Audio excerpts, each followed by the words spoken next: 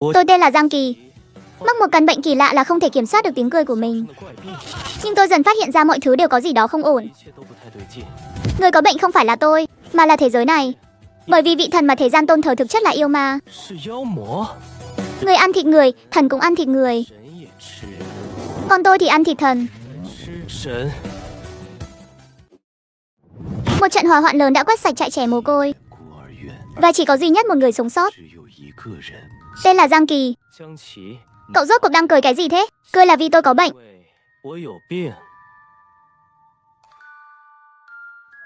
Thi thể bên ngoài có quan hệ gì với cậu? Là viện trưởng trại trẻ mồ côi. Viện trưởng Gia Gia đã nuôi nấng tôi khôn lớn. Ha ha ha ha ha, đáng đời. Một vụ thảm án như thế này lại xảy ra ngày trước ngày diễn ra nghi thức thăng cấp. Nguyệt Hoài, kiểm tra một chút đi. Đưa cậu ấy đi nghỉ ngơi để ổn định lại cảm xúc. Chuyện khác lát nữa hay nói.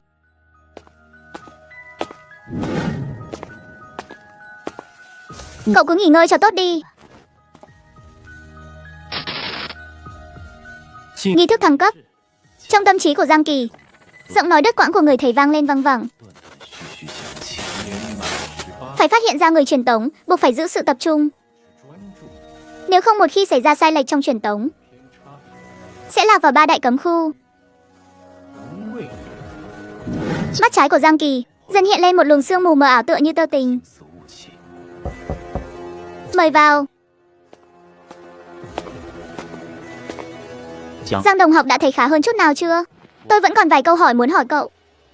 Không vấn đề gì, thưa ngài đốc sát quan. Tôi tên là Vương Hoán, cậu có thể gọi tôi là Vương đốc sát. Với tư cách là người sống sót duy nhất của vụ án này, những câu hỏi tiếp theo, xin cậu hãy trả lời thật lòng. Tôi là người phụ trách số 2 của khu 4. Ở đây không có chuyện gì là không thể nói cả. Vương Hoán lấy từ trong túi ra một chiếc bút ghi âm, đặt nó lên bàn. Ánh mắt nghiêm nghị nhìn chằm chằm vào Giang Kỳ. Lúc sự việc xảy ra cậu đang làm gì? Tôi đang viết tiểu thuyết. Tôi muốn trở thành một tiểu thuyết gia. Thời gian cụ thể là khi nào? Tôi không nhớ rõ lắm, nhưng ít nhất là sau 10 giờ tối. Vì phải đợi lũ trẻ ngủ hết rồi, tôi mới bắt đầu viết. Rồi vụ hỏa hoạn xảy ra. Trong trại trẻ có ai hoặc việc gì bất thường không? Không. Cậu đã nhận ra vụ hỏa hoạn như thế nào? Hãy kể chi tiết về lúc lửa bùng lên. Tôi vừa viết xong câu đầu tiên thì cảm nhận được sự náo động ngoài cửa sổ. Đợi đến khi tôi đứng dậy thì ngọn lửa đã ập đến trước mặt rồi.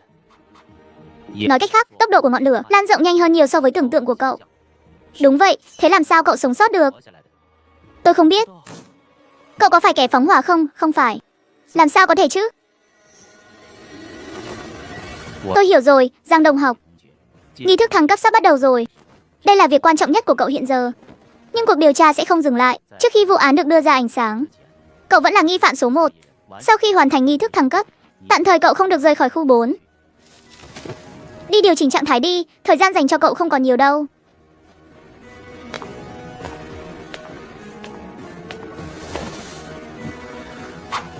Cậu ta đang nói thật. 10 giờ 20 phút đêm nay, trại trẻ mồ côi khu 4 đã xảy ra một vụ hỏa hoạn kỳ lạ. Viện trưởng Trương Thủ Nghĩa xác nhận đã qua đời.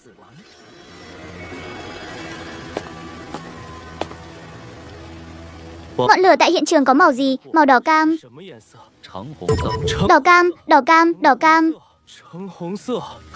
Ha ha ha ha. Màu đỏ cam, ha ha ha ha ha. Kẻ lừa đảo, tất cả đều là kẻ lừa đảo.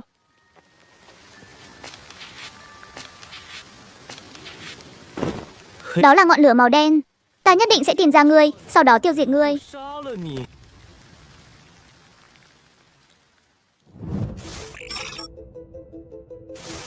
Xong quy trình rồi. Cái này là thứ duy nhất trên người cậu không bị thiêu rụi. Đã kiểm tra qua, không có vấn đề gì. Cầm lấy đi, cảm ơn. Tiếc thật, chúng ta đều chỉ là những tác giả tầm thường. Ước mơ của Giang Kỳ ở kiếp trước là trở thành tiểu thuyết gia. Đáng tiếc một bước sai, vạn bước sai. Cuối cùng đột tử vì thức đêm cày cuốc, trở thành một trò cười đúng nghĩa. Vì hiện tại cậu không còn nơi nào để đi, Vương đốc sát sắp xếp cho cậu ở ký túc xá trước. 12 giờ đêm nay tham gia nghi thức thăng cấp. Cô ấy sẽ đưa cậu qua đó. Cô ấy tên là Thẩm Nguyệt Hoài. Làm phiền Thẩm cảnh quan rồi. Ha ha ha ha ha. À, xin lỗi. Thẩm cảnh quan, tôi có thể hỏi cô một câu không? Có chuyện gì thì cứ hỏi. Đã có ai thăng cấp trước năm 18 tuổi chưa? Hoặc là không cần tham gia nghi thức thăng cấp cũng có được. Sức mạnh giống như của Vương Đốc Sát không? Đó là sức mạnh thăng cấp. Nhưng theo tôi được biết, quy tắc đối với mọi người đều công bằng như nhau. Chỉ có một ngoại lệ duy nhất. Ngoại lệ gì vậy? Thế giới trùng sinh ra từ tinh không. Từ khi sinh ra đã dẫm chân trên con đường thăng cấp rồi. Còn con người phải đến năm 18 tuổi mới có tư cách bước lên con đường đó. Hơn nữa số lượng người có thể trở thành người thăng cấp ít đến đáng thương. Lòng Giang Kỳ trùng xuống. Sự bất thường ở mắt trái, lớp sương mù xanh mướt đều không thể giải thích bằng lẽ thường. Cậu rất may mắn vì đã không hấp tấp nói ra chuyện ngọn lửa màu đen. Vậy tỷ lệ con người trở thành người thăng cấp có cao không? Chưa đến 1/2000. Chưa đến 1/2000 sao? Nếu đến lúc đó tôi không thể trở thành người thăng cấp thì sẽ thế nào? Người có thể tạo ra sự cộng hưởng với tháp thăng cấp vốn dĩ chỉ là thiểu số. Đó cũng là lý do tại sao dù vụ hỏa hoạn vẫn đang được điều tra, vẫn phải để cậu tham gia nghi thức thăng cấp trước. Mỗi người thăng cấp tiềm năng đều rất quan trọng, cho nên cậu phải hồi phục cho tốt, dù chỉ là 10 phút. Vậy Thẩm cảnh quan, thế giới trùng rốt cuộc là cái gì? Thế giới trùng là tên gọi chung của các sinh vật xâm lược từ tinh không. Chúng coi con người là thức ăn. Thẩm cảnh quan bây giờ nói với tôi những chuyện này có sao không? Không tính là lộ bí mật chứ? Mấy cái này trong sách giáo khoa đều có cả.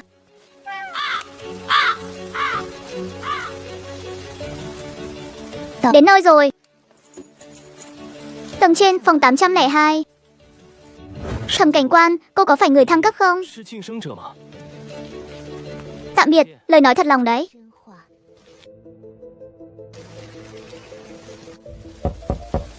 Vào đi.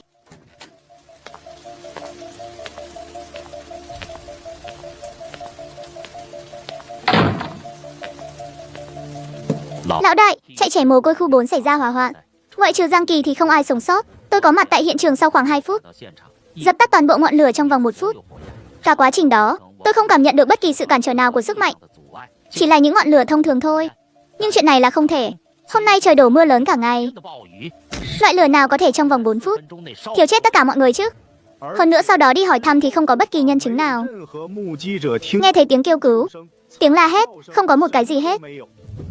Người sống sót Thẩm Nguyệt Hoài đã xác minh chưa? Kiểm tra rồi, máy đo nói dối không phát hiện sai lệch. Cậu ta đang nói thật. Tôi cũng đã kiểm tra cơ thể cậu ta rồi. Đúng là vẫn chưa thăng cấp, nhưng cậu ta lại không hề hấn gì trong vụ hỏa hoạn. Như Giang Kỳ đã nói, người bình thường khi đang tỉnh táo, từ lúc nhận thức được hỏa hoạn đến khi tiếp xúc với lửa, chỉ có thời gian vừa kịp đứng dậy. Giang Kỳ đã nhận thức và nhìn thấy ngọn lửa ngay từ đầu. Cậu đến hiện trường vào phút thứ 2. Chạy trẻ mồ côi im lìm không tiếng động chỉ có một khả năng. Trong phút đầu tiên, hay nói cách khác là vào khoảnh khắc lửa bùng lên, trận hỏa hoạn đó đã thiêu chết tất cả mọi người rồi.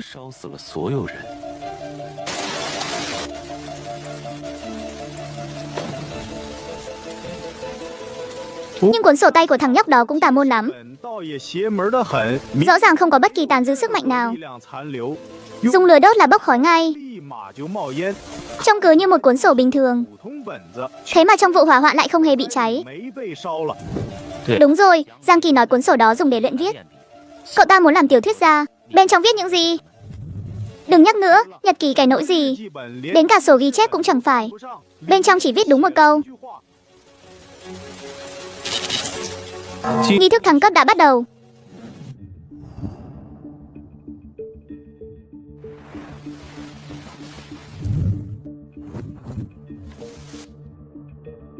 Màu xanh bao phủ thật hùng vĩ. Đây không phải tháp thăng cấp. Đây là một trong 3 đại cấm khu. Tú hô, không phải chứ? Nó đưa mình đến cái xó xỉnh nào thế này? Tháp thăng cấp của mình đâu? Ha ha ha ha ha ha. Chính vào lúc này, luồng khí xâm nhập vào mắt trái của Giang Kỳ, tựa như dã thú bị chọc giận trỗi dậy.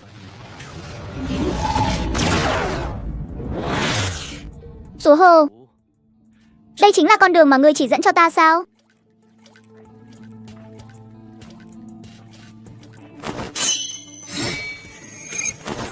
Thiên thềm, con đường thăng cấp của mình là không ngừng leo lên phía trên sao? Mỗi khi Giang Kỳ bước lên một bậc thang, đều sẽ có một luồng sương mù cào sức ra thịt cậu không ngừng nghỉ. Trên các bậc thang từ từ rỉ ra vết thương.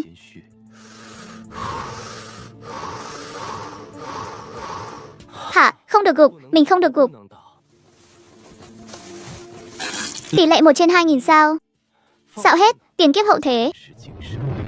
2 đoạn ký ức, tựa như đèn kéo quân lướt nhanh trong trí não Giang Kỳ. Cậu nhìn thấy chính mình năm 25 tuổi, trong căn phòng thuê lúc rạng sáng. Vắt óc cũng không viết nổi một chữ. Cuối cùng mệt mỏi gục mặt xuống bàn viết. Khóc lóc thảm thiết. Cậu không muốn chỉ làm mưu sinh, cậu chỉ muốn được sống thực sự. Giang Kỳ. Giang Kỳ. Giang Kỳ. Vô số những giọng nói quen thuộc của Giang Kỳ, cả những giọng nói lạ lẫm không ngừng gọi tên cậu. Cậu thấy người thân đau đớn ngất đi sau khi cậu đột tử. Thấy có người lén lút trước mộ mình, đặt xuống một bó hoa trắng. Thấy những người đi chệch hướng đang vật lộn chìm xuống tú hồ. Thấy bàn tay cháy đen của Gia Gia vươn ra từ ngọn lửa lớn, muốn nắm lấy cậu. Chính vào khoảnh khắc này, tình ý trong mắt trái của Giang Kỳ hoàn toàn. Giang Kỳ đứng dậy. Trước mắt cậu xuất hiện một cánh cổng đồng khổng lồ. Ngươi có phải là tháp thăng cấp của ta không? Ngay phía dưới cánh cổng đồng, cái cây vàng kim từ dưới chân Giang Kỳ hiện ra và lan rộng về phía trước. Con ngươi mù sương của Giang Kỳ nhìn sang bên phải. Tú hồ. Đến cả phân loại cũng không có. Con đường thăng cấp trông có vẻ như đang đưa ra sự lựa chọn. Giang Kỳ không một chút do dự, lao đầu vào phía bên trái. Vầng sáng xanh mướt, kẻ kiểm soát phong khiếu ở phía bên phải, dường như vì không được chọn mà sinh lòng bất mãn, hóa thành luồng sáng bay vút lên trên rồi biến mất.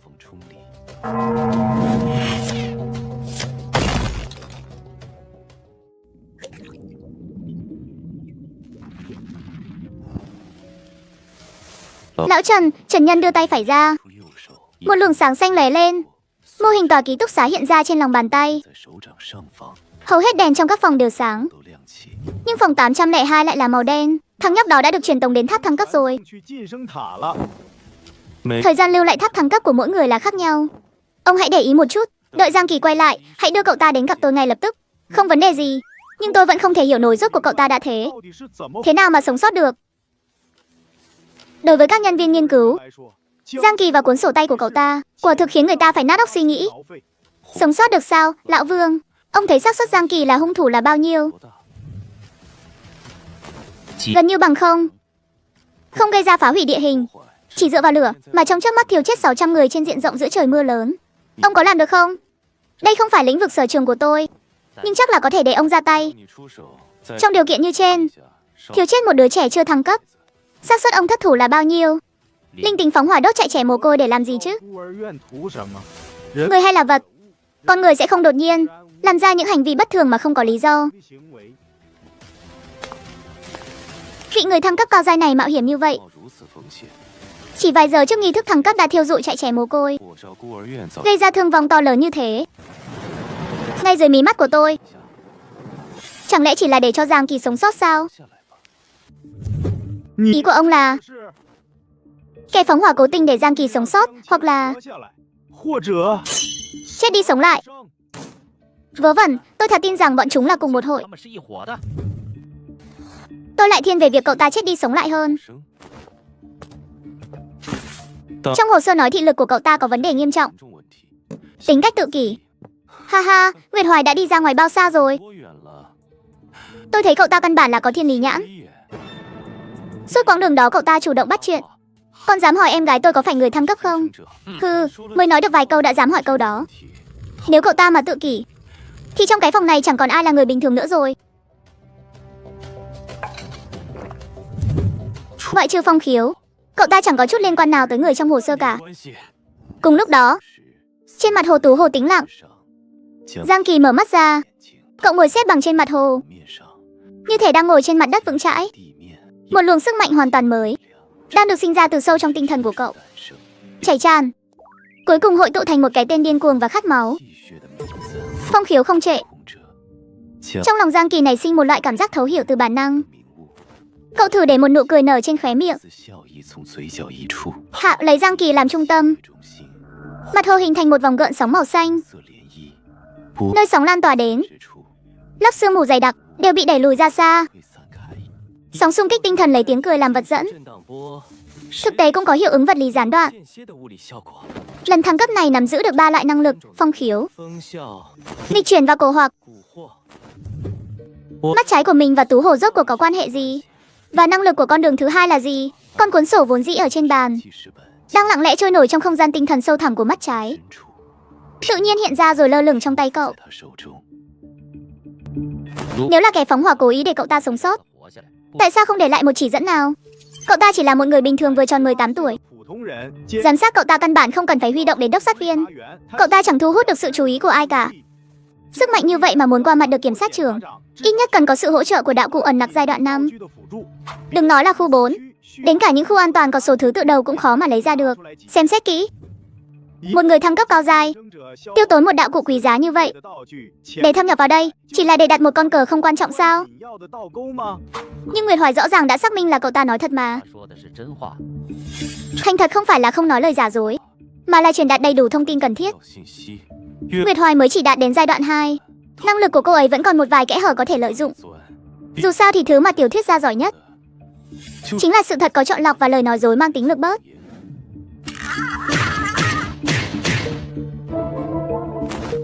Lão đại, cứ trực tiếp bảo tôi phải làm gì đi. Không cần làm gì cả. Lão Vương, ông nghĩ xem, nếu cậu ta thực sự là chết đi sống lại, chuyện này hiện tại có mấy bên biết được? Lão đại, ông và tôi, kẻ phóng hỏa, còn cả Giang Kỳ tự mình biết nữa. Không sao cả, chúng ta chỉ cần để mắt Kỳ tới Giang Kỳ. Kẻ phóng hỏa sớm muộn gì cũng sẽ xuất hiện lần nữa. Đúng rồi lão đại, tôi nhớ ra rồi. Giang Kỳ trước khi rời đi có hỏi tôi ngọn lửa tại hiện trường có màu gì. Bây giờ ông mới nói sao? Thằng bé đó chẳng phải cả mắt và não đều có vấn đề sao? Lại gặp phải chuyện như thế, nên tôi cũng không suy nghĩ nhiều. Câu hỏi rất then chốt. Lửa có màu gì? Là màu đỏ cam. Nhưng nếu là người thăng cấp theo hệ hỏa diễm khác, thì cậu ta đã nhìn thấy ngọn lửa màu khác. Năng lực của Nguyệt Hoài chỉ có thể xác minh câu trần thuật, nhưng Giang Kỳ lúc đó là đang đặt câu hỏi cho ông. Một câu nghi vấn thì căn bản không thể xác minh thật giả. Ngay từ đầu chúng ta đã đánh giá quá thấp đứa trẻ mồ côi 18 tuổi này rồi. Tôi sẽ đích thân tới hỏi. Các người ra ngoài trước đi. Vừa nãy, nước bọt của lão đại suýt chút nữa là phun hết lên mặt tôi rồi. Dù sao thì nhà họ Thẩm bây giờ cũng chỉ còn lại 2 anh em họ thôi.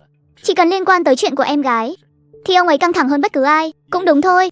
Nhưng theo cách nói bây giờ thì ông ấy chính là cuồng em gái. Cuối cùng cũng được quay về rồi sao? Cái quái gì thế? Đợi đã.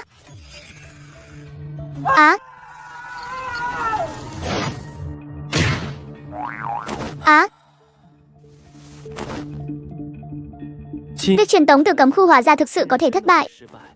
Đây vẫn là khu 4 chứ? Con người ra đi rồi, cái quái gì thế? Cảnh báo, cảnh báo. Phát hiện thế giới trùng xâm nhập. Phát hiện thế giới trùng xâm nhập, cái quái gì vậy? Mục tiêu đã bị khóa định. Lần đầu tiên Giang Kỳ đối mặt trực tiếp với thế giới trùng, cơ thể có chút run rẩy không thể kiềm chế. Thẩm cảnh quan nói thế giới trùng không chỉ giới hạn ở thực thể sống. Vậy với thế giới trùng dạng cơ khí, sóng xung kích tinh thần của mình còn có tác dụng không? Một linh cảm chẳng lành len lỏi vào lòng Giang Kỳ. Sóng xung kích tinh thần quét qua 10 mét. Nghịch chuyển. Cú va chạm chết chóc. Phòng ngự của Giang Kỳ bị phá vỡ trong tích tắc. Ha ha ha. Tiếng cười không kiểm soát được thoát ra từ cổ họng Giang Kỳ.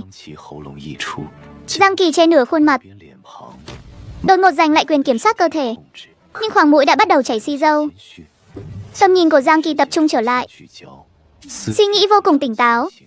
Dạng cơ khí lại còn có xung kích tinh thần vượt xa khoảng cách tấn công của mình. Tình hình tồi tệ rồi đây.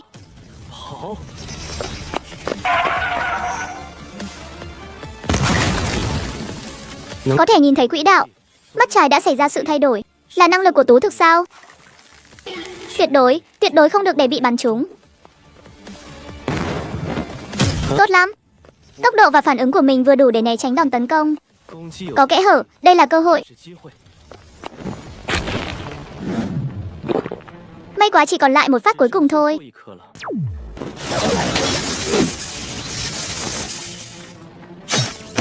Luồng điện khiến toàn thân Giang Kỳ không thể cử động, chỉ có thể trố mắt nhìn phát súng cuối cùng. Tia laser bay thẳng về phía giữa hai đầu lông mày. Ngay không phải một giây trước khi trúng đích, tia laser đột ngột biến mất. Ha ha ha ha, đùa cái gì thế này? Truyền tống hay là hoán đổi?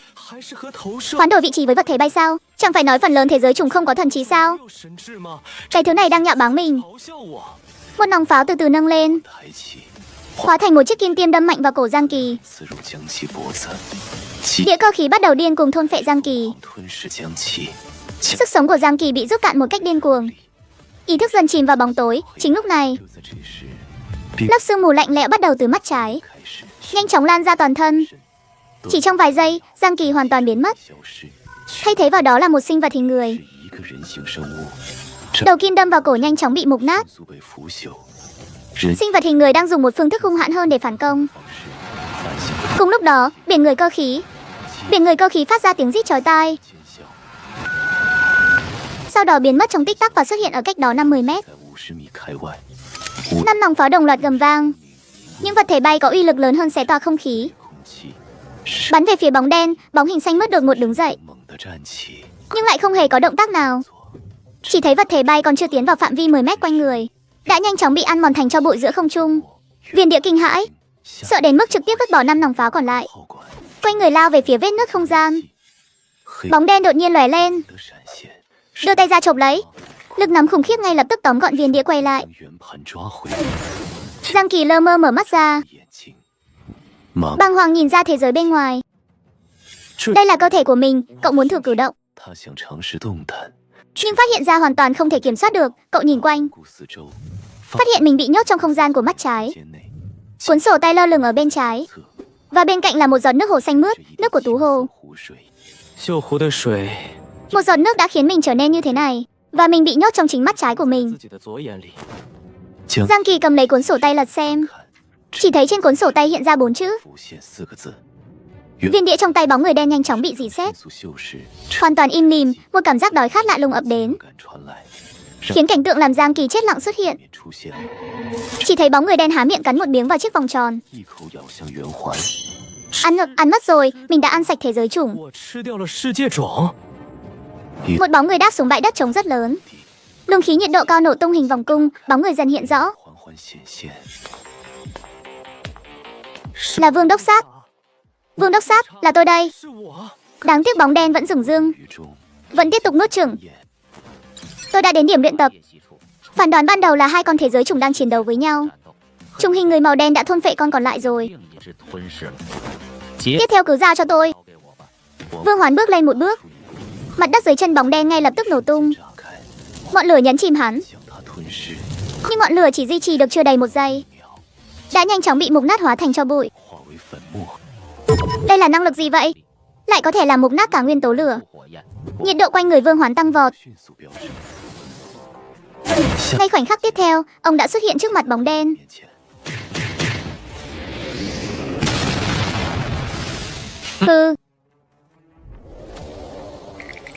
Cái quái thai gì thế này?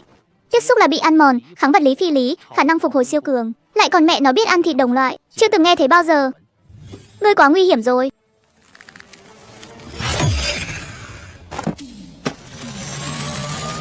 Siêu rồi, phát súng này trúng đích chắc chắn sẽ mất mạng. Giang Kỳ dốc sức điều động luồng khí xanh trong mắt trái, điên cuồng vùng vẫy thoát ra ngoài. Bóng đen bị ảnh hưởng một chút bởi sự vùng vẫy của Giang Kỳ. Vương Đốc Sát, đừng nổ súng.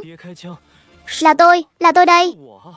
Bóng đen đột ngột há miệng ra, nhưng thứ truyền đi lại không phải lời cầu cứu, mà là tiếng cười ha ha ha ha ha.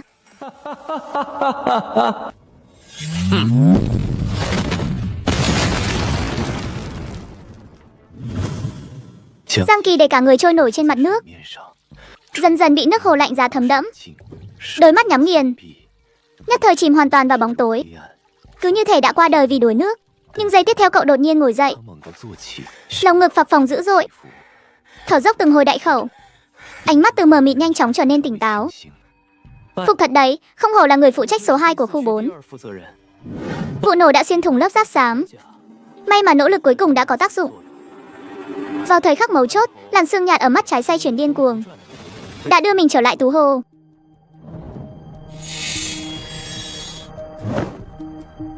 Ha ha ha ha ha ha. Đây chính là năng lực có được sau khi nuốt chửng đĩa tròn cơ khí sao? Khế ước tú thực, khi chạm vào vật phẩm sẽ để lại dấu ấn tú thực. Sau khi kích hoạt, trong vòng 20 mét có thể hoán đổi vị trí. Thứ hai là có thể hoán đổi vật thể không có sự sống. Thứ ba là sau khi hoán đổi xong, dấu ấn sẽ tự động biến mất. Cuối cùng mình cũng có thể nhìn thấy một góc của con đường thăng cấp tú thực rồi. Giang Kỳ đưa tay bốc một nắm bùn ướt trên mặt nước. Tinh thần tập trung cao độ. Giữa lông mày hơi sáng lên, một luồng khí kỳ lạ gần như không thể nhìn thấy, tạo ra một mối liên kết kỳ lạ giữa Giang Kỳ và nắm bùn. Một cảm giác thật thần kỳ, giống như có một sợi dây nối giữa tôi và nó vậy.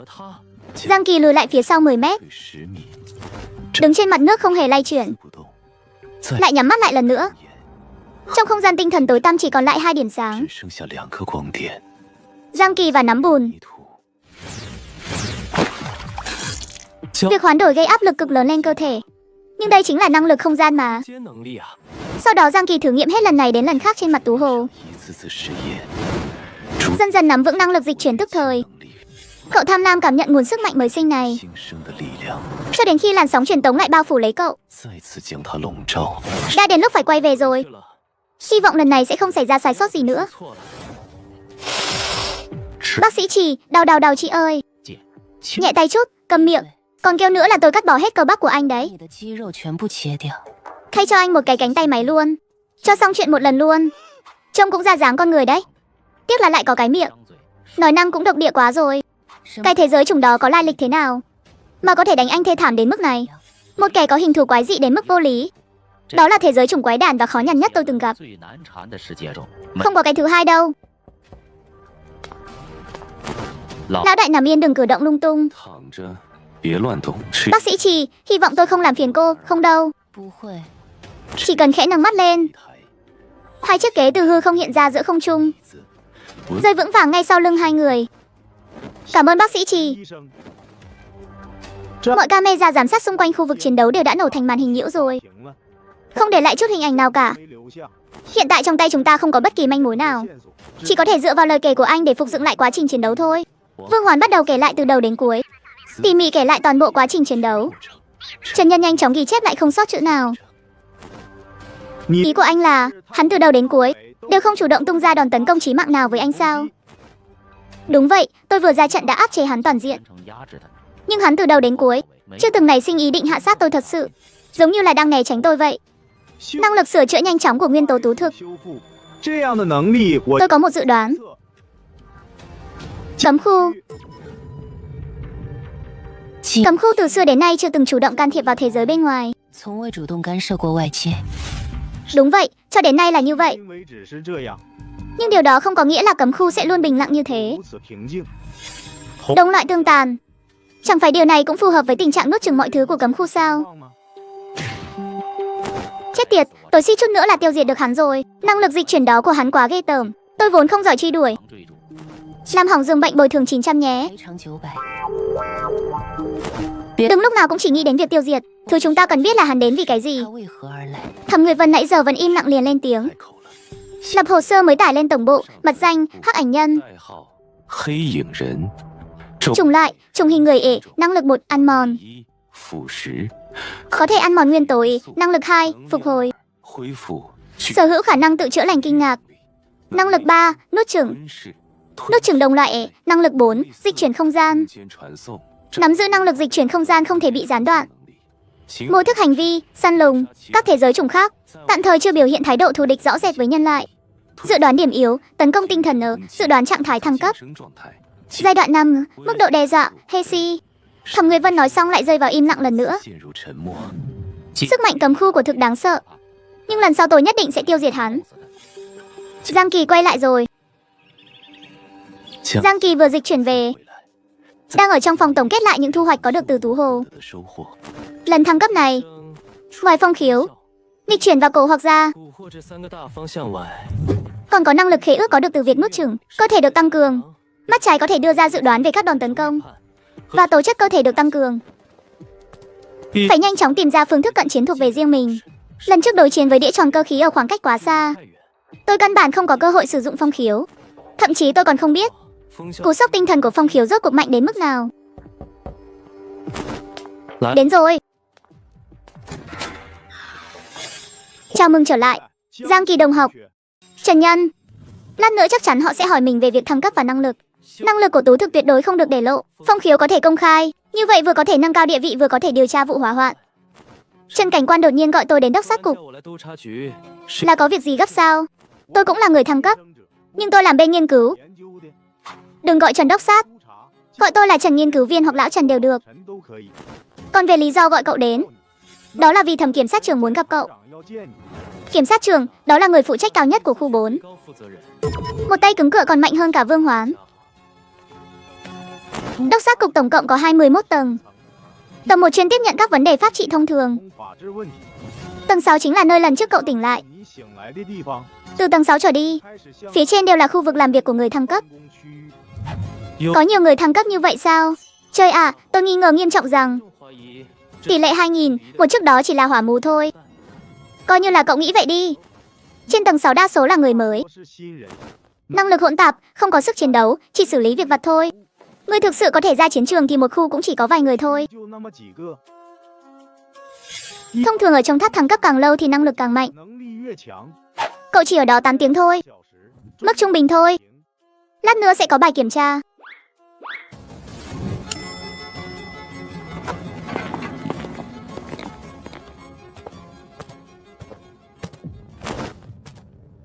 Không gian ngoài cửa vô cùng rộng rãi, giống như một trung tâm y tế độc lập vậy. Tầng 20 là y tế, tầng 21 là tầng riêng của kiểm sát trưởng. Bài kiểm tra sẽ diễn ra ở đây. Tầng y tế vậy mà lại ở tầng cao nhất sao? Gần rồi. Ngay khi bước vào cửa, Giang Kỳ đã sững người lại. Vương đốc sát ngoại trừ cánh tay phải bị thương, mọi thứ trông có vẻ hoàn toàn bình thường. Mới bao lâu đâu chứ? Chẳng lẽ còn giấu nghề sao? Đây là kiểm sát trưởng sao? Lại trẻ trung như vậy. Còn cùng họ với Thẩm Cảnh Quan nữa. Khoan đã, cái đầu hỏi y hệt nhau này, đôi mắt y hệt nhau này. Hắn là lão Trần, nhưng lão Trần chẳng phải đang ở ngay trước mặt mình sao? Sau gáy Giang Kỳ nổi một lớp da gà. Cậu đang định quay đầu lại xác nhận thì một giọng nói quen thuộc truyền đến từ bên cạnh cậu. Vậy tôi đi trước đây, đi thong thả. Giang Kỳ đột ngột quay đầu, trong lòng hoảng hốt. Đây là năng lực gì vậy? Giang Kỳ đồng học, đừng suốt ngày cứ năng lực này năng lực nọ thế. Lúc nãy không phải đã nói rồi sao? Tôi là nghiên cứu viên. Năng lực chỉ là công cụ thôi. Cách sử dụng thế nào mới là mấu chốt, không phải sao? Cứ tiến hành kiểm tra trước đi. Khâu giới thiệu để sau đi, thấy sao? Giang Kỳ cảm nhận được vài ánh mắt đang dò xét mình. Gật gật đầu. Được thôi. Trần Nhân lấy ra vòng tay kiểm tra đeo vào tay trái của Giang Kỳ. Đừng căng thẳng. Đây là thiết bị đồng bộ tiêu chuẩn của chính quyền dùng để kiểm tra và liên lạc. Sau khi vòng tay áp sát vào da, một luồng sáng hiện ra, bao bọc lấy Giang Kỳ vào bên trong. Hừ, thằng nhóc này mới ở bên trong 8 tiếng, chắc là chẳng có năng lực gì lợi hại đâu. Mức độ năng lực tuyệt đối không quá 5. Cũng đừng nói thế chứ. Dù sao đứa trẻ Giang Kỳ này cũng là trẻ mồ côi, lại vừa mới trải qua ranh giới sinh tử, thăng cấp được đã là tốt rồi. Vừa kết nối xong, thông thường chỉ cần đạt mức 5 đến 10 là có thể được giữ lại rồi. Mọi người bàn tán xôn xao. Chỉ có Thẩm Nguyệt Hoài im lặng quan sát luồng sáng. Vui lòng chọn con đường thăng cấp của bạn. Một giọng điện tử máy móc vang lên trong đầu Giang Kỳ. Con có thể tự chọn sao? Nguy cơ bị bại lộ giảm đi đáng kể rồi. Tinh thần chuẩn bị bắt đầu cộng hưởng tinh thần. Ý thức của Giang Kỳ ngay lập tức bị tách rời, rơi vào một không gian trắng muốt. Một luồng sáng từ trên trời rơi xuống, cưỡng ép thăm dò hình thái sâu thẳm nhất trong linh hồn cậu. Cảm giác bị dòm ngó này khiến Giang Kỳ có một cảm giác tê dần kỳ lạ. Cậu không nhịn được khẽ cười một tiếng. 4. Cũng cần giống với dự tính của ta. Xem ra sự đặc biệt của cậu ta không nằm ở phương diện này. Ánh sáng trắng đột nhiên bùng nổ, trở nên thô bạo, nghiền nát tinh thần của Giang Kỳ một cách tàn nhẫn. Cơn đau dữ dội ập đến. Tiếng cười của Giang Kỳ dần trở nên lớn hơn, mức độ cũng liên tục tăng lên. Vào khoảnh khắc ánh sáng trắng xé nát dề ý thức, trong đầu cậu lóe lên hình ảnh ngọn lửa đen và cơn mưa lớn. Hai loại hình ảnh đó xoắn xuýt hòa quyện vào nhau. Giang Kỳ vội vàng mở mắt, cất tiếng cười điên cuồng. Bước sóng tinh thần của cậu xuyên qua luồng sáng. Ở trong phòng bệnh, vẫn chưa chạm vào bất kỳ ai trong phòng, thì đã biến mất như thể lỡ lạc vào một đại dương tinh thần vậy. Biến mất rồi, chuyện này không thể nào. Mức độ 16, một con số tuyệt đối không thể xuất hiện trên người. Một người mới thăng cấp lần đầu đã xuất hiện rồi.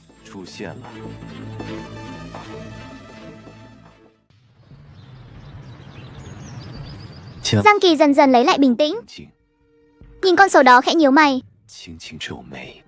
Mức độ 16 là ở trình độ nào vậy?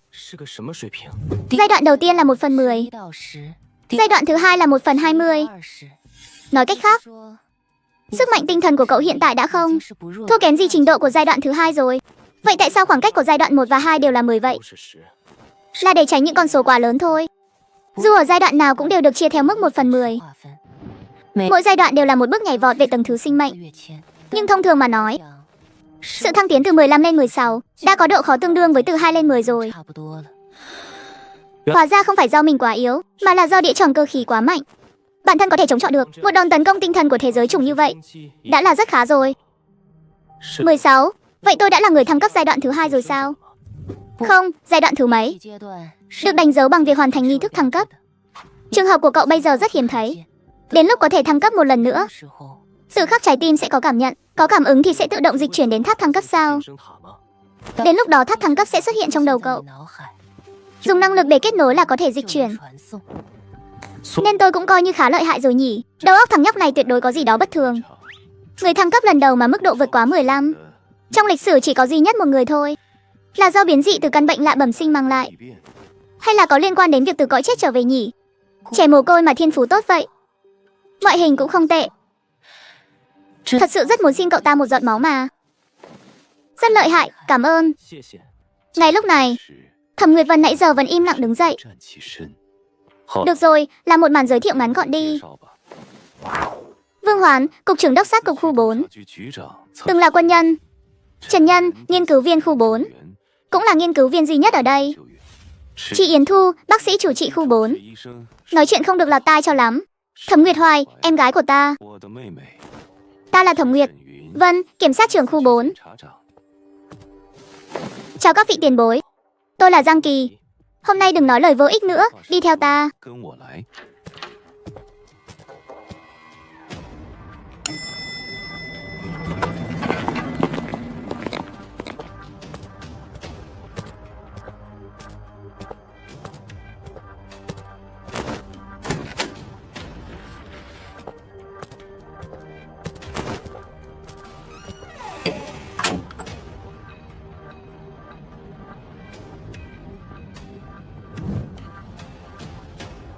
Ngồi đi, Giang Kỳ, cậu thích màu gì?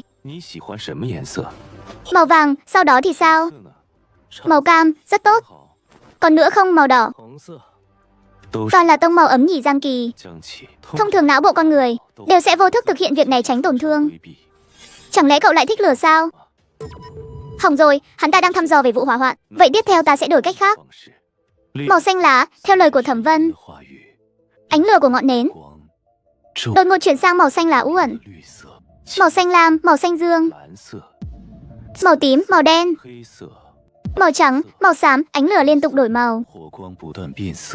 Cuối cùng quay lại màu đỏ cam. Giang Kỳ nỗ lực khống chế phản ứng, không để kích hoạt phong khiếu. Không bị bại lộ, Thẩm Vân cũng không dùng đến năng lực tinh thần. Là màu xanh lam hay là màu đen? Cái lạnh thấu xương sộc thẳng lên sau gáy Giang Kỳ. Đầu óc trống rỗng. Màu xanh lam hay là màu đen? Màu đen ơ. Thẩm Vân đi tới bên cửa sổ, mở cửa sổ ra. Ánh nắng ngay lập tức tràn vào. Áp lực u tối hoàn toàn tan biến. Văn phòng giản dị trống trải, căn bản không hề có ngọn nến nào cả. Thẩm Vân không dùng năng lực, vậy mà chỉ vài câu nói đã dò ra hai bí mật của mình. Ngọn lửa đen chỉ có mắt trái của mình mới nhìn thấy. Cấm khu không thể bị giám sát. Hắn rốt cuộc đã làm bằng cách nào vậy? Thẩm kiểm sát trưởng, ngài có gì muốn hỏi không? Hỏi đi, không cần phải căng thẳng. Giang Kỳ, cậu rất đặc biệt, rất có thiên phú. Khi phương hướng lớn thống nhất với nhau, ta sẽ dành cho cậu sự khoan dung cực lớn. Ngài đã làm điều đó như thế nào vậy? Phong khiếu của cậu ngoài việc tấn công, còn có thể khiến cậu bình tĩnh một cách thụ động. Đúng không? Cậu kiểm soát biểu cảm xúc rất hoàn hảo. Nhưng khi nhắc đến màu xanh lam và màu đen, ánh sáng trên người cậu đã dao động.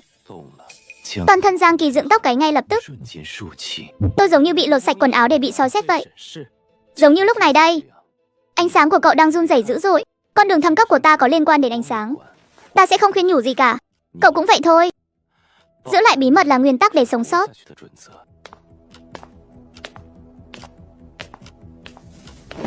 Ngài đã từng nghe nói về người thăng cấp sử dụng ngọn lửa đen chưa? Không có, kẻ phóng hỏa lẻn vào khu 4. Xác suất cao là đến từ 3 khu an toàn đầu tiên. Thậm chí là từ tổng bộ khác. Cậu không nhớ cách phân chia khu an toàn sao? Ký ức của tôi có chút thiếu sót. Sau khi thế giới chủng xâm lược, nhân loại đã xây dựng 24 khu an toàn xung quanh 3 tổng bộ lớn. Bạch Tháp Nghị hội, Thiên Cơ Tổng Thự và Điện Đường. Chúng ta là khu an toàn số 4 của Thiên Cơ. Số hiệu càng về sau thì càng nguy hiểm. Khu 8 gần như là cùng tồn tại với thế giới chủng. Những cường giả cấp cao đều ở 3 khu đầu tiên hoặc ở ngoại vực. Tình hình nghiêm trọng hơn nhiều so với mình dự tính. Còn một việc cuối cùng nữa. 3 ngày sau tổng bộ có một buổi họp mặt những người mới thăng cấp. Ta hy vọng cậu sẽ đại diện cho khu 4 tham gia. Sẽ xảy ra chuyện gì sao? Cậu sẽ trở thành tâm điểm của sự chú ý. Thậm chí là gặp nguy hiểm đến tính mạng. Tại sao chứ? Bởi vì ta hiểu rồi. Đây là mâu thuẫn giữa hai phe bọn họ. Và hơn nữa, hiện tại Thẩm Nguyệt Vân dường như đang ở thế bị động. Ngay khi Giang Kỳ định từ chối, Thẩm Nguyệt Vân lấy một sợi dây chuyền đặt lên bàn.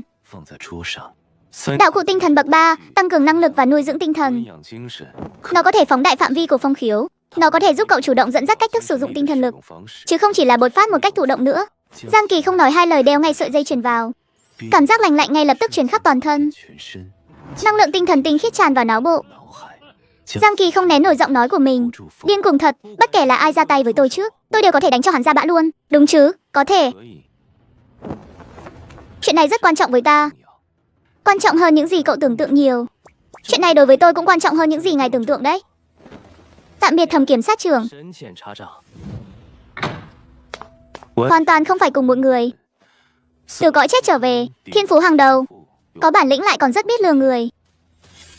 Mình còn có thể quay lại khu 1 được không nhỉ? Mình đã bị gắn mác của Thẩm Nguyệt Vân rồi.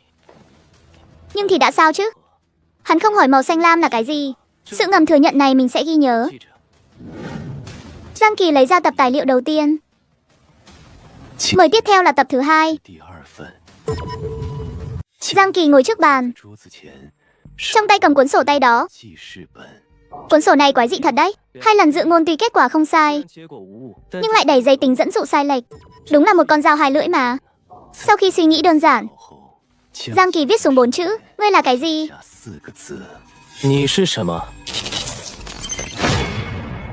Khá lắm, câu trả lời hoàn toàn là một câu nói nhảm nhí. Ngay sau đó Giang Kỳ đổi sang một cách hỏi khác. Ngươi có phải là thế giới chủng không?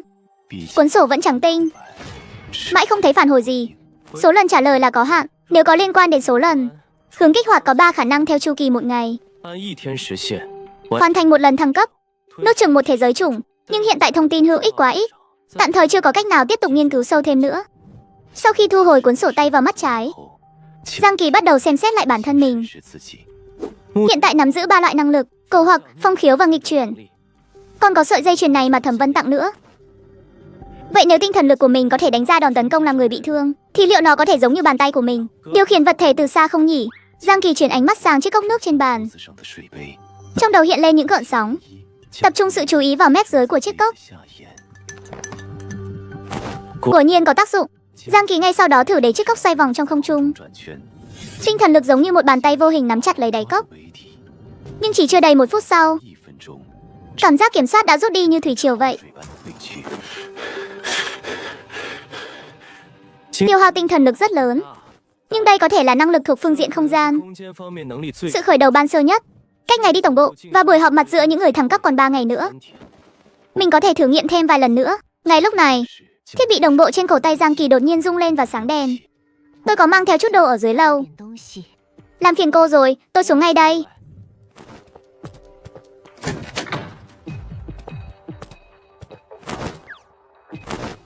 Cái này là mang từ nhà ăn đến đấy. Vương đốc sát bảo tôi qua đây, hỏi cậu về yêu cầu đặt may trang phục đốc sát. Tôi đoán chắc chắn là cậu chưa ăn gì, nên mang tới cho cậu này, cảm ơn nhé. Tôi thực sự là đói lả người rồi. Trang phục đốc xác còn có thể tự đưa ra yêu cầu sao? Tôi cứ tưởng tất cả đều là kiểu dáng thống nhất chứ. Quần áo không quan trọng lắm. Quan trọng là tự mình chọn họa tiết riêng biệt trên trang phục thôi. Họa tiết sao? Tôi muốn một cái gì đó hơi phô trương một chút, giống như thế này này. Ồ, trước đây cậu từng học mỹ thuật à? Ừ, có học qua một chút. Nếu không có vấn đề gì thì tôi sẽ nộp lên trên nhé. Không vấn đề gì, lần này lại phải làm phiền cô rồi. Sau này mấy việc nhỏ nhặt này hoàn toàn có thể. Tùy tiện gọi một người qua nhắc tôi là được rồi. Để đỡ cho cô phải chạy qua chạy lại một chuyến. Người bình thường không thích hợp giao thiệp với người thăng cấp đâu. Đặc biệt là kiểu người thuộc hệ tinh thần như cậu đấy. Có phải người thăng cấp thì không được tùy ý sử dụng năng lực với người bình thường không? Tốt nhất là không nên. Nhưng chỉ cần cậu cảm thấy cần thiết thì vẫn có thể. Xem ra người thăng cấp có quyền tiền trảm hậu tấu nhỉ? Hay là chúng ta đi dạo vài bước nhé? Coi như là đi dạo sau bữa ăn đi, được thôi.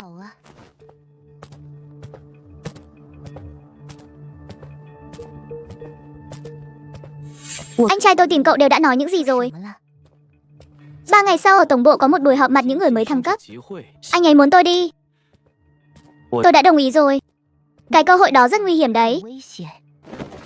Tôi đột nhiên nhận ra cô cũng quá thẳng thắn rồi đấy. Vạch trần anh trai mình như vậy có thực sự ổn không đó? Bởi vì tôi không biết nói dối.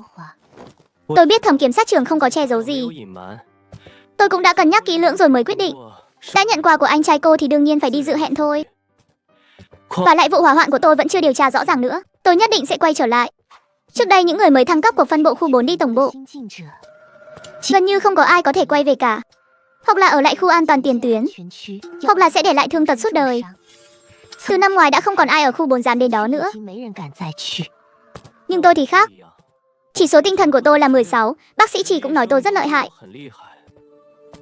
Thật ra tôi khá mạnh đấy. Thẩm cảnh quan, có chuyện gì sao?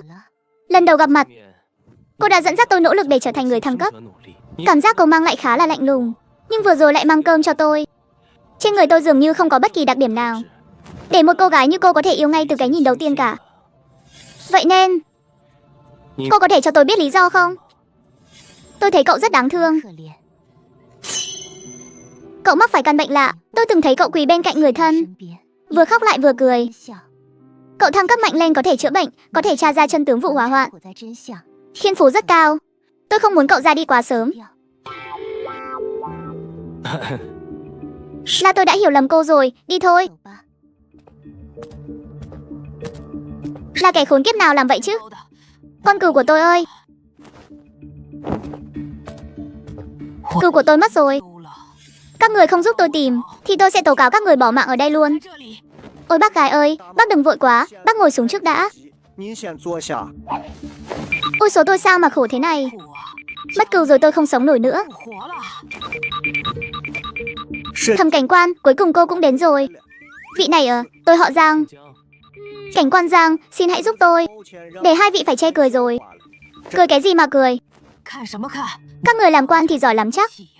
Không giải quyết vấn đề cho tôi mà còn định chen ngang à? Tôi mặc kệ, hôm nay không tìm thấy cừu cho tôi thì tôi có nhắm mắt cũng nhắm mắt ở ngay đây.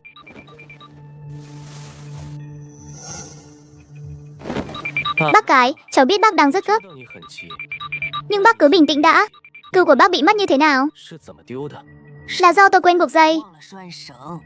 Là do tôi làm mất. Hóa ra là vậy. Vậy bây giờ bác còn muốn tìm cừu của mình không? Cừu của tôi, cừu của tôi. Be. Be be. Be. Cừu của tôi, cừu của tôi. Cái này là đoạn ghi âm lúc nãy. Xử lý theo đúng pháp luật. Vâng vâng, để tôi lo việc này. Giang đốc sát, thực sự rất cảm ơn cậu. Không có gì, chỉ là không ngờ bây giờ vẫn còn hạng người như vậy. Thời nào mà chẳng có người như thế. Đi thôi, theo tôi đi ghi lại tinh thần lực. Rồi cậu có thể về rồi. Thẩm cảnh quan, cô thấy anh trai mình là người như thế nào? Đương nhiên, câu hỏi này cô có thể không trả lời. Ý cậu là so với cậu sao? À không. Tất nhiên là không phải rồi. Thôi bỏ đi, coi như tôi chưa hỏi. Là một tên khốn. Màn đêm dần tan. Giang Kỳ mở mắt ra. Trong ánh mắt không hề có chút mơ màng nào của người vừa tỉnh giấc. Sợi dây chuyền trước ngực đang tỏa ra luồng năng lượng tinh thần thuần khiết, nuôi dưỡng cơ thể của cậu. Sau khi thu dọn đơn giản, cậu trực tiếp đi đến nhà ăn. Giang Kỳ, hôm qua nghỉ ngơi thế nào? Cũng ổn ạ, cảm ơn Vương Đốc Sát đã quan tâm. Này, đừng khách sáo như vậy chứ. Sau này đều là chiến hữu cả. Với thiên phú của cậu, sớm muộn gì cũng có thể tự mình đảm đương một phía. Ăn xong thì theo tôi lên khoang thực chiến tầng 10. 3 ngày này tôi sẽ là thầy dạy thực chiến của cậu. Không cần kiểm tra thể chất của tôi trước sao? Cậu là hệ tinh thần thì có thể có bao nhiêu sức lực chứ? 3 ngày là quá ngắn. Chủ yếu là nâng cao khả năng tự bảo vệ của cậu thôi. Người thăng cấp hệ tinh thần chỉ cần còn sống thì sẽ có cơ hội lật ngược thế cờ. Thầm Cảnh Quan sớm nhỉ. Cậu đừng để bụng quá. Nguyệt Hoài con bé đó đối với ai cũng vậy thôi. Không sao đâu Vương Đốc Sát, tôi biết mà. Tôi không chỉ biết điều đó, tôi còn biết cô ấy thấy tôi rất đáng thương.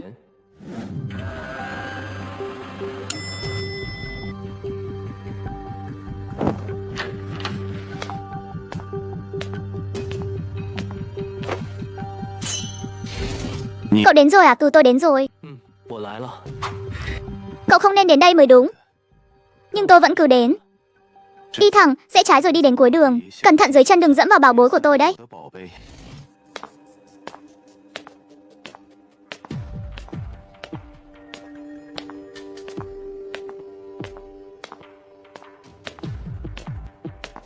Lão Trần. Ái cha, sao đi đứng gì mà chẳng có tiếng động nào thế? Phù không im lặng thôi mà. Cũng không phải hàng cao cấp gì. Trong thùng là đồ cậu cần đấy. Lấy xong thì đi mau đi. Khu của chúng ta, trước đó camera giám sát xuất hiện hiện tượng nhiễu sóng trên diện rộng. Không biết có phải bị ảnh hưởng bởi trận chiến trước đó không? Tôi đang kiểm tra nên không giữ cậu lại đâu. Có phải lần của Vương Đốc Sát không ạ? Sao cậu biết là lão Vương? Ồ cái này. Lúc vừa vào phòng bệnh, tôi đã thấy toàn bộ tay phải của Vương Đốc Sát bị thương rất nặng. Lúc đó tôi đã tự hỏi chuyện gì đã xảy ra. Đúng vậy. Lão Vương lúc đó đã chạm trán với một thế giới trùng rất đặc biệt. Tiếng nổ lớn trước đó. Tiếng nổ lớn gì cơ? Tôi quên mất. Lúc đó cậu đang ở tháp thăng cấp không nghe thấy là bình thường. Tóm lại trận chiến của họ đã gây ra một vụ nổ cực lớn, khiến cho camera giám sát trên diện rộng bị hỏng. Nhưng thời điểm camera gặp vấn đề lại là một khoảng thời gian trước khi trận chiến bắt đầu. Tôi nghi ngờ có thể là do nguyên nhân khác dẫn đến. Vì vậy vẫn đang trong giai đoạn xác minh. Vậy tôi đi xuống tìm Vương Đốc Sát đây.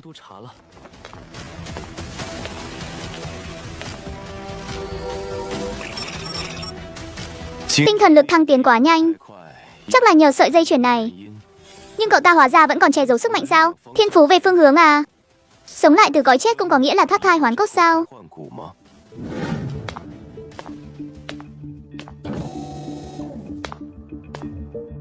Bắt đầu thôi Vương Đốc Sát. Tôi muốn thăng tiến nhanh nhất có thể trong thời gian ngắn. Tốt lắm nhóc, vậy bắt đầu luôn thôi. Là 10 km khởi động trước đã. Để tôi xem nền tảng của cậu thế nào. Vãi thật. Chạy xong rồi Vương Đốc Sát. Cậu không mệt à? Tốt lắm, vậy tiếp theo sẽ tiến hành đối kháng cơ bản. Tôi sẽ khống chế sức mạnh ở giai đoạn 1. Cậu tấn công tôi đi.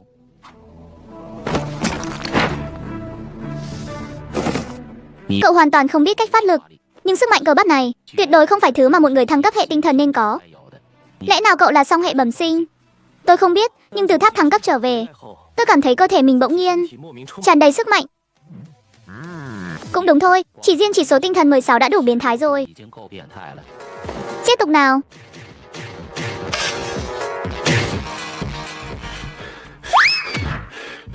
Hôm nay tới đây thôi. Trong chiến đấu ưu thế của cậu vẫn là tinh thần lực. Khả năng học hỏi của cậu tuy nhanh nhưng vẫn chưa đủ đâu. Ngày mai tiếp tục.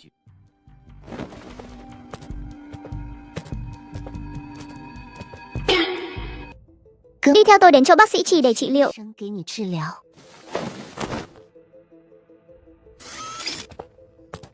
Giang đồng học, cởi quần áo ra. Đi vào bồn thuốc bên trái kia.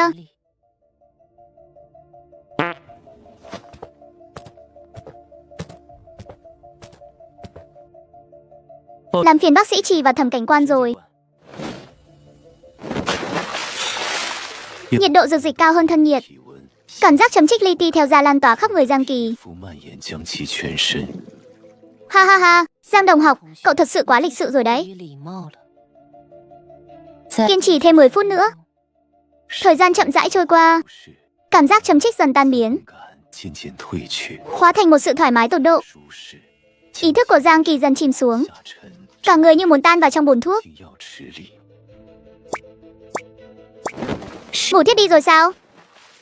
Xin lỗi ạ, cháu không biết sao bỗng dưng lại ngủ quên mất. Hay là cậu đổi tên thành xin lỗi luôn đi cho rồi. Tối nay dán cái này sau gáy và trước ngực. Cuối cùng là rút của cậu một ống máu nữa. Rồi cậu có thể về rồi. Vẫn phải rút máu sao à? Tốc độ hồi phục cơ thể của cậu quá nhanh. Tôi phải làm bản ghi chép định kỳ. Được rồi, hôm nay đừng tiêu hao thêm gì nữa. Cậu có thể về rồi.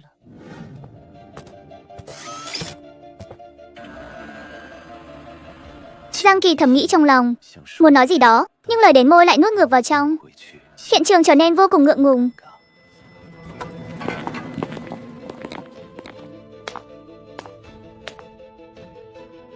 Đừng quên ăn tối đầy nhé. Được rồi, cô cũng vậy nhé.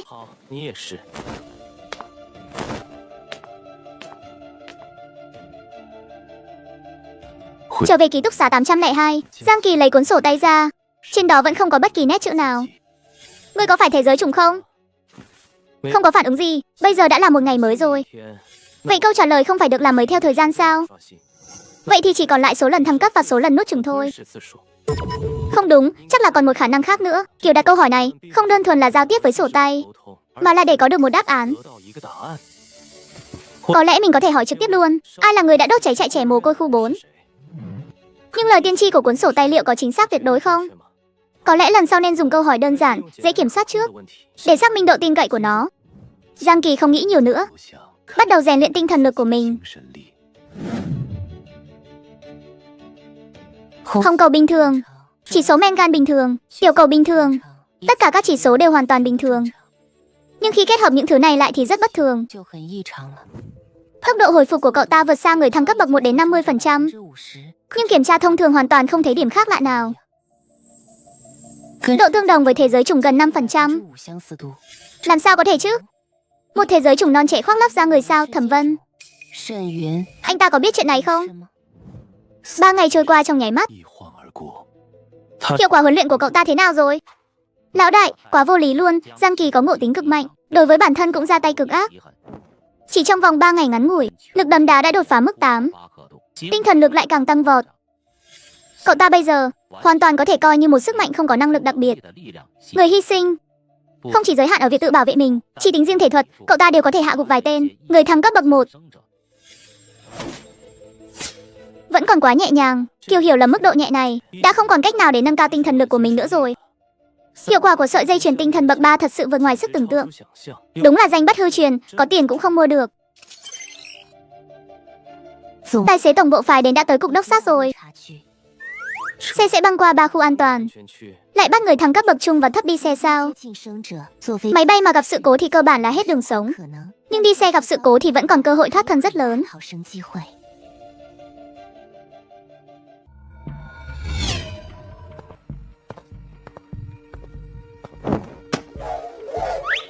Chào giám đốc sát viên.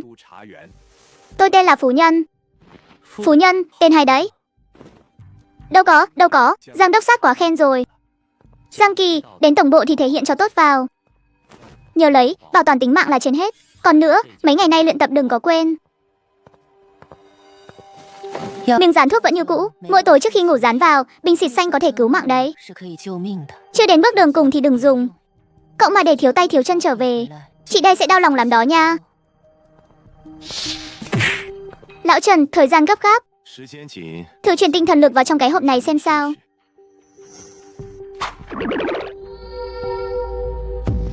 Không gian bên trong chính bằng kích thước cái hộp vừa nãy thôi, đã chuẩn bị cho cậu đầy đủ đồ dùng hàng ngày rồi. Đây là thiết bị không gian sao? Món đồ nhỏ thôi, giúp khu 4 chúng ta nở mày nở mặt là được rồi. 3 người 3 phong cách khác nhau, nhưng đều mang theo cùng một kỳ vọng. Một luồng khí ấm áp chảy qua lồng ngực Giang Kỳ, xua tan cái xe lạnh của buổi sớm mai. Giang Kỳ, bảo trọng. Yên tâm đi, cứ giao cho tôi. Giám đốc xác, mời lên xe, chúng ta nên xuất phát rồi.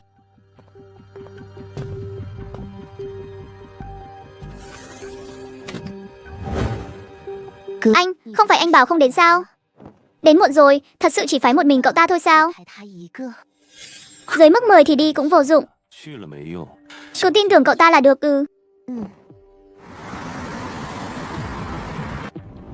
Anh phu nhân này, ngài cứ gọi thẳng tôi là phu nhân là được rồi. Có việc gì ngài cứ dặn dò. Vậy anh cũng gọi tôi là Giang Kỳ là được. Không dám, không dám. Tôi gọi ngài là Giang tiên sinh được không? Anh là thuộc cấp của tổng bộ sao? Với tư cách là người bình thường, chuyên đưa đón những người mới thăng cấp của các khu. Cũng không tính là nhân viên chính thức đâu, chỉ là treo cái danh nghĩa thôi. Tôi là tạp vụ nhóm hậu cần cục đốc sát khu 1. Lái xe tải 20 năm mới được phái đi làm việc đưa đón này. Anh đã đưa đón rất nhiều người thăng cấp rồi đúng không? Có điểm gì cần đặc biệt lưu ý không anh? Ôi dào, một kẻ thô kệch như tôi thì biết gì mấy chuyện đó chứ. Có điều là năm ngoái khu 4 không phái người tham gia buổi họp mặt tổng bộ. Sau đó nhà họ Quý ở khu 2 đã giành được giải nhất. Kiểm sát trưởng Quý đã trực tiếp xin cắt giảm định mức tài nguyên của khu 4. Chuyện này mà anh cũng biết sao? Người ở khu 1 ai mà chẳng biết. Còn cả đại gia tộc bản địa khu 1 như nhà họ Tiếu nữa. Vậy mà lại phải cúi đầu trước mấy người nhà họ Quý khu 2. Không ít người đang xem đó là trò cười đâu. Người này so với bà bác làm loạn ở cục đốc sát kia, hoàn toàn là hai thái cực khác nhau. Anh ta cực kỳ thông minh, đặt vị thế của mình xuống rất thấp. Nói chuyện thì chỉ điểm tới đó là dừng, không thể truy hỏi thêm được nữa. Nói nhiều tất sẽ hớ. Ngồi xe điện từ đến tổng bộ mất bao lâu à? Khoảng 2 ngày đường. Nếu ngài muốn nghỉ ngơi, tôi có thể bật chế độ tránh sáng. Ngài cứ dặn dò bất cứ lúc nào là được. Giang Kỳ khẽ gật đầu, nhắm hai mắt lại, vẻ ngoài có vẻ thanh tú, nhưng thực chất trong đầu đang nhanh chóng rà soát lại những trải nghiệm thời gian qua. Giang tiên sinh, mời quét phòng đeo tay. Các đại nhân người thăng cấp thông hành ở tổng bộ thì không cần phải xếp hàng đâu. Đốc sát viên Giang Kỳ, chào mừng đến với khu an toàn số 3. Giang tiên sinh, đây là lần đầu ngài đi xuyên khu đúng không? Ừ. Người bình thường đi qua một trạm kiểm soát ít nhất cũng mất 1-2 tiếng. Còn phải bị khám xét, kiểm tra an ninh từng người một. Dù không xếp hàng thì cũng phiền phức lắm. Người thăng cấp không cần kiểm tra sao? Ôi ngài nói gì vậy chứ? Ai mà dám kiểm tra các đại nhân người thăng cấp chứ à? Các đại nhân người thăng cấp mang theo gì cũng là lẽ đương nhiên thôi. Càng về phía các khu an toàn phía trước, khoảng cách giai cấp giữa người thăng cấp và người bình thường còn khủng khiếp hơn khu 4 nhiều. Giang tiên sinh, chúng ta đến nơi rồi. Trong thời gian ở tổng bộ nếu cần phương tiện đi lại hay chạy vặt, mấy việc lặt vặt ngài có thể tìm tôi bất cứ lúc nào. Quét phòng đeo tay là có thể thêm liên lạc rồi. Tư liệu này nhìn qua thì chẳng có kẽ hở nào cả. Khí chất hoàn toàn không giống một tài xế xe tải bình thường. Cảm ơn nhé. Chúc ngài mọi sự thuận lợi. Tôi tên là Giang Kỳ. Mắc một căn bệnh quái ác là không thể kiểm soát được tiếng cười của mình. Nhưng tôi dần phát hiện ra tất cả những chuyện này đều không đúng lắm. Người bệnh không phải là tôi, mà là thế giới này. Bởi vì vị thần mà thế gian tôn sùng thực chất là yêu ma. Người ăn thịt người, thần cũng ăn thịt người. Còn tôi chính là thần.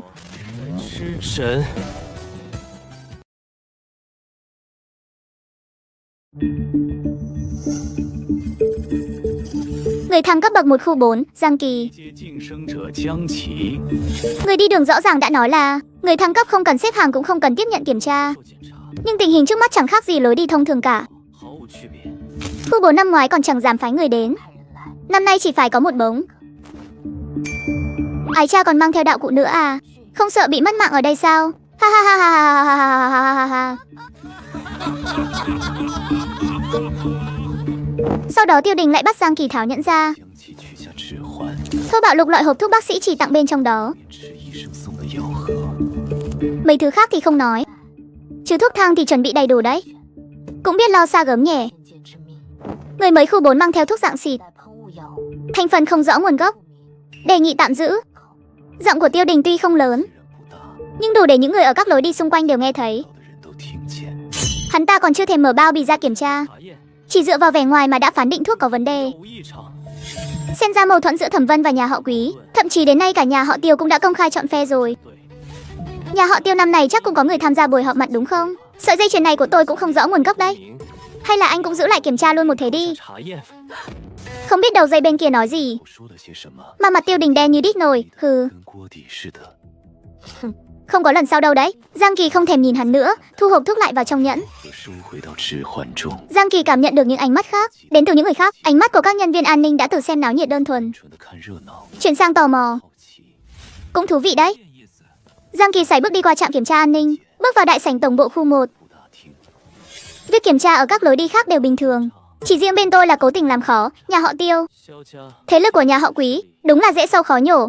Xem ra Thẩm Vân nói không sai. Rắc rối đã đến ngay từ khoảnh khắc bước chân vào tổng bộ rồi. Sự làm khó này chỉ là đòn phủ đầu thôi. Màn kịch thực sự chắc chắn là ở buổi họp mặt kia.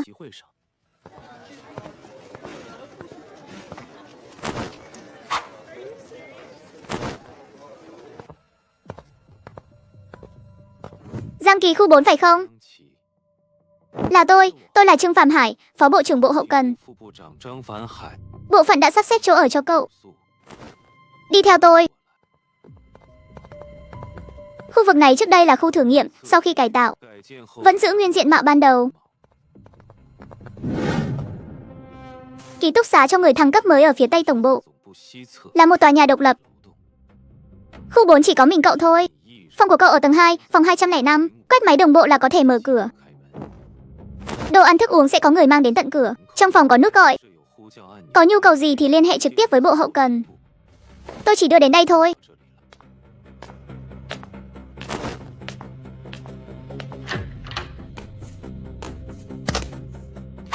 Giang Kỳ nhìn, tòa ký túc xá chỉ có 5 tầng trước mặt này. Toàn bộ vẻ ngoài đã xuống cấp. Gần mặt đất thậm chí thường xuyên có cỏ dại mọc. Trong không khí thoang thoảng một mùi ẩm mốc mục nát.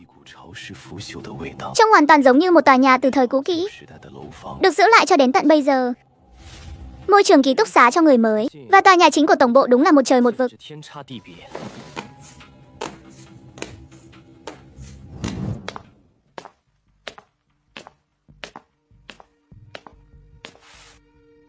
Xem ra mình là người đến khá sớm đấy. Cả tòa nhà tổng cộng có 5 tầng, mỗi tầng có 5 phòng. 2 người ở chung một phòng. Tính ra thì người mới thăng cấp tham gia sẽ không quá 50 người. Giao cơm tận nơi. Tạm thời không muốn chúng ta rời khỏi tòa nhà này sao? Đã bắt đầu tiến hành sàng lọc rồi à?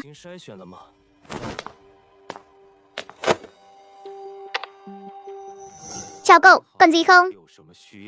Trương Phó Bộ trưởng, lại gặp nhau rồi. Để đối phó với những tình huống đột xuất, Giang Kỳ cố ý duy trì cảm giác hơi đói một chút. Sau khi Giang Kỳ gọi món xong, Trương Phạm Hải vẫn giữ khuôn mặt không chút cảm xúc. Vui lòng đợi một chút. Xem ra đây chỉ là kết nối hình ảnh từ xa thôi, chứ không phải người thật có mặt ở đây.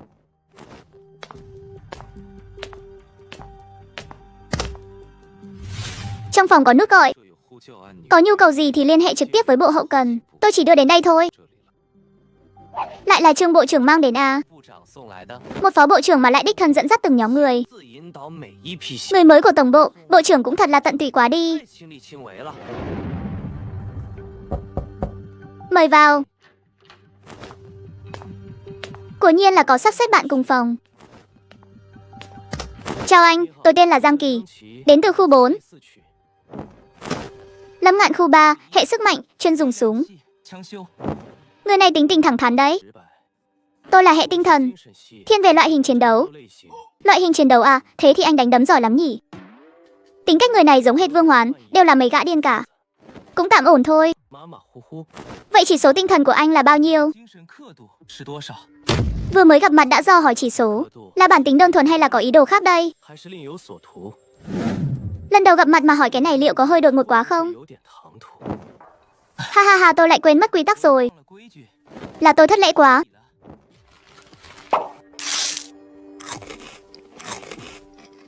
Đúng rồi, anh tên gì ấy nhỉ?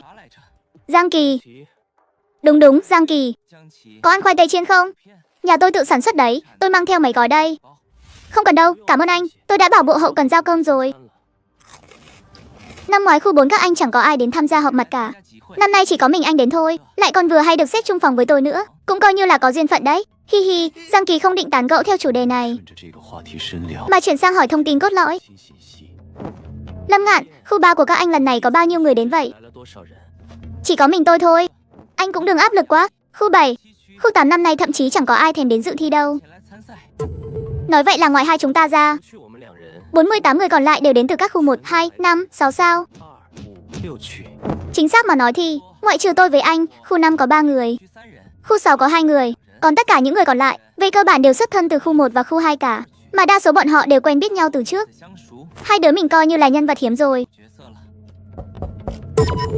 Tốc độ giao cơm nhanh hơn so với dự kiến nhiều đấy.